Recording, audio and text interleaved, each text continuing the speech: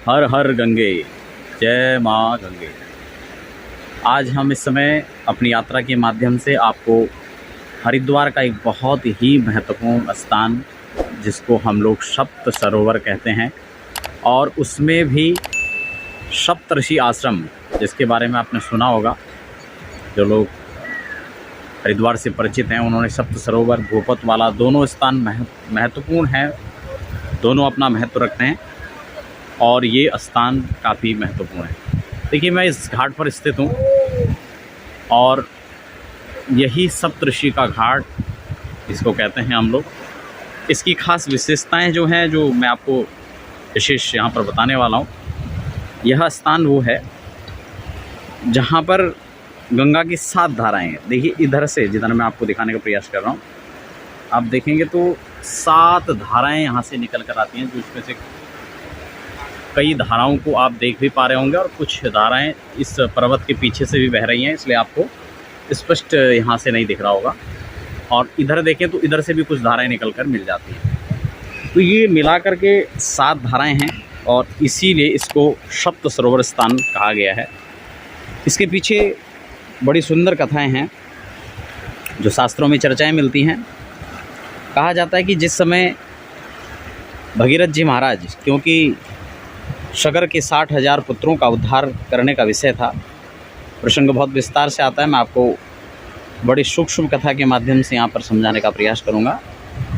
जिस समय उनके 60,000 पुत्रों का उद्धार का प्रश्न था, यहाँ पर बहुत सारे सूर्यवंश के राजा जिन्होंने अपने जीवन की आहुति दे दी और माँ गंगा को प्रसन्न करने का प्रयास किया, लेकिन फिर भी जब ऐसा संभव नहीं हो पाया तो राजा भगीरथ ने जो है गंगा को प्रसन्न किया, गंगा की उपासना की।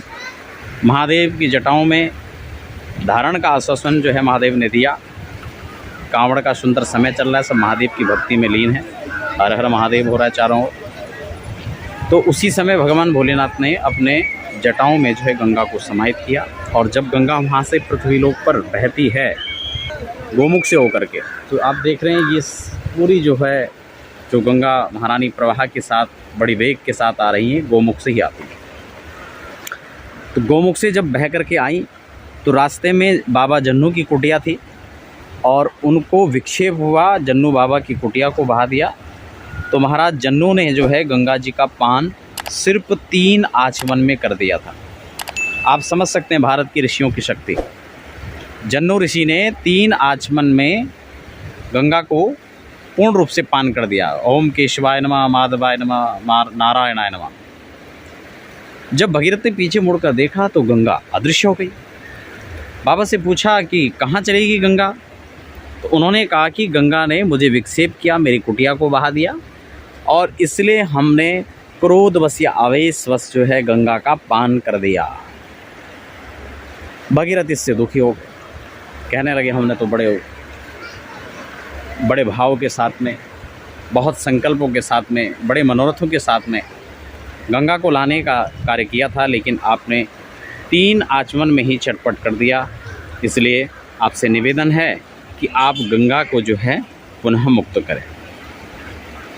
अब जन्नू ऋषि ने विचार किया, अगर मैं मुख के द्वारा ही उनका पान किया है और अगर मैं मुख के द्वारा ही उनको बाहर निकालता हूँ तो गंगा उच्छिष्ट हो जाएंगी, और ऐसे में उन्होंने अपनी जंघा को फाड़ करके गंगा को पुनः प्रकट किया।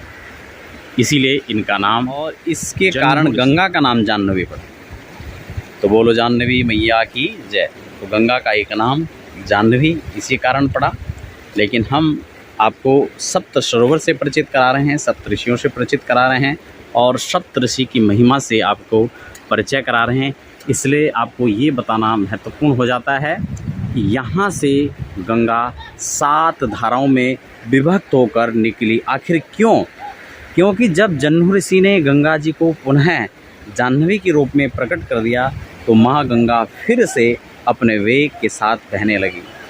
लेकिन जैसे ही हरिद्वार के इस स्थान पर, यानी जहाँ पर हम इस समय स्थित हैं, जब यहाँ पर गंगा आती है तो यहाँ पर गंगा जी ने देखा कि अलग अलग स्थानों पर एक साथ लाइन से जो है 7 ऋषि तप कर रहे हैं। अब तो गंगा भारत की ऋषियों की, मनुष्यों की शक्ति से, सामर्थ्य से परिचित थी, इसलिए गंगा को लगा अब इन संतों का विक्षेप करना, हलचल करना यहाँ पर हमारे लिए उचित नहीं होगा। लेकिन करें क्या, बहुत तेज़ से शोर हो रहा था, बड़ा कोलाहल था। तो गंगा माँ ने जो है अपने धाराओं को बहुत शांत किया और 7 धाराओं में यहीं पर इसी स्थान पर विभक्त हो गई थी। अलग अलग धाराओं के रूप में 7 धाराएँ बनाकर माँ गंगा यहाँ से प्रवाहित होने लगी। इसीलिए तमाम अपनी यात्रा के जितने भी दर्शक हैं, मैं इस यात्रा के माध्यम से आपको इस स्थान का महत्व, इस स्थान की विशेषताओं को इसलिए भी आपको बताने का प्रयास कर रहा हूँ कि आप जब भी हरिद्वार आएँ तो निश्चित रूप से आप सभी क्षेत्रों में भ्रमण करें। आप इसके बारे में मुझे कमेंट बॉक्स में भी लिख सकते हैं।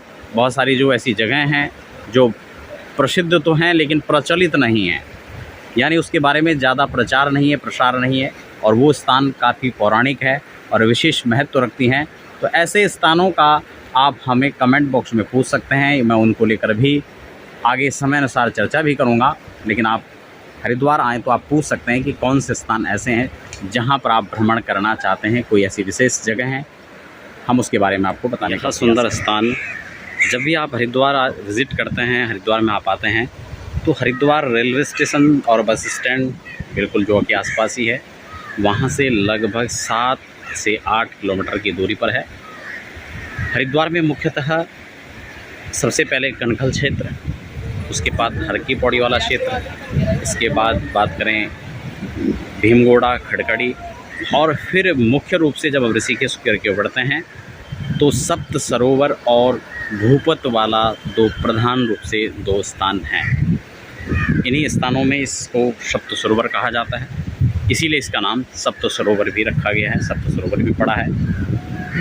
खास बात ये भी है कि पौराणिक कथाओं के अनुसार अगर हम हैं तो इसमें आख्यानों में मिलता है कि पांडव भी यहीं से स्वर्गारोहणी की यात्रा को उन्होंने आरंभ किया था। तो यानी स्वर्गारोहणी की जो यात्रा है वो भी यहीं से प्रारंभ होती है। और पांडव लोग, या हम बात करें द्वापर में भगवान श्री कृष्ण की, यह उन्होंने उद्धव को भेजने की बात कही, तो यह भी पौराणिक कथाओं के अनुसार इन्हीं स्थानों से होते हुए यहाँ से देवभूमि की ओर उन्होंने प्रस्थान किया। क्योंकि वैसे भी यहाँ का नाम हरिद्वार है, यानी हरि का जो द्वार है, हरि के धाम को जाने का द्वार है, यानी बद्री विशाल जाने का द्वार है, या फिर हर द्वार यानी भगवान केदारनाथ के दर्शन के लिए जो जाने का मुख्य द्वार है वह भी यही पड़ता है। इसलिए यहीं से होकर के गुजरते हैं ये सभी। द्वापर की बात हो, त्रेता की बात हो या सतयुग की बात हो, ध्रुव जी महाराज ने भी इस स्थान से होकर के आगे अपनी तपस्थली ध्रुव टीला, जो कि ऋषिकेश से आगे पड़ता है, समय अनुसार मैं आपको वहाँ की भी कुछ तस्वीरें वीडियो के जरिए आप तक पहुँचाने का प्रयास करूँगा। तो आप सप्त सरोवर यानी सप्त ऋषि के पास में इस यहाँ पर आप ज़रूर आएँ, जिस स्थान की हम लोग चर्चा कर रहे हैं, आपको बता रहे हैं। तो आशा करता हूँ कि आपको सप्त सरोवर का दर्शन करके बहुत अच्छा भी लगा होगा।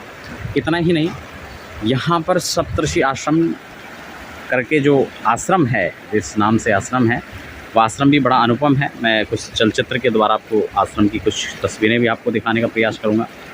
साथ ही यहाँ पर संस्कृत महाविद्यालय, जहाँ पर कि संस्कृत के विषय से आचार्य और शास्त्रियाँ हैं, वह भी प्राप्त होती है।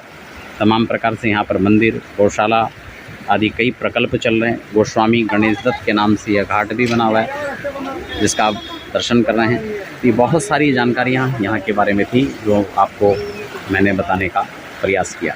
तो हरिद्वार ऋषिकेश कभी भी आपका आगमन होता है तो मुझे लगता है यह स्थान आपको ज़रूर विज़िट करना चाहिए। यहीं पास में गीतानंद जी महाराज, जो भिक्षु अपने नाम के आगे लिखते थे, बड़े तपस्वी, बड़े शुद्ध संत थे और उनकी भी बड़ी महिमा है। यहीं पास में उनका भी स्थान है गीता कुटीर, आप वहाँ पर भी ज़रूर विज़िट करें। हजारों साधु संत ब्राह्मण वहाँ पर नियमित रूप से भोजन करते हैं। बड़ा विस्तृत जो है वहाँ पर भंडारा चलता है। और ये देखिए, ये मंदिर और ये घाट भी जो आप इस समय देख रहे हैं, ये बिल्कुल उन्हीं के आश्रम के नाम से, उन्हीं के नाम से घाट बना हुआ है। तो आशा करता हूँ कि तमाम दर्शक जितने के माध्यम से देख रहे हैं वो सभी इस दर्शन से लाभान्वित हुए होंगे और आप जब भी आएँ तो पुनः यहाँ विज़िट करें। इसी तरह की तमाम वीडियोस देखने के लिए आप अपनी यात्रा को सब्सक्राइब कर लीजिए। हर हर गंगे।